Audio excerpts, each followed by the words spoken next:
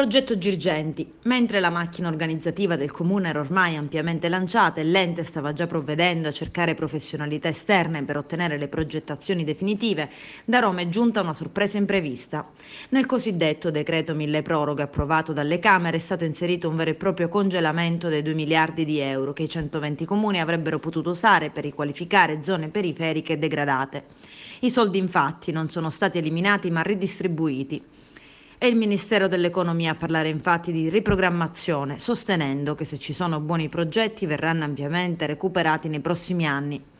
L'esigenza centrale era quella di spendere subito le risorse in altro, approfittando del fatto che i soldi non erano stati ancora spesi dai comuni. E questo non perché, come si è tentato di veicolare, gli enti non abbiano voluto usarli, ma semplicemente perché le convenzioni con il governo sono state firmate solo a partire da aprile. Così tutto si blocca all'improvviso in attesa di chiarimenti. Anche dall'amministrazione comunale di Agrigento nessuno al momento ha voluto dir nulla, ma la paura è che tutto sia andato letteralmente in fumo. Lo stop ai fondi per le periferie rappresenta per le città del sud una scelta particolarmente grave che, se confermata, rischia di determinare pesanti ricadute sui territori. Questa è la dichiarazione di Leoluca Orlando, presidente dell'ANCI Sicilia, a commento del blocco.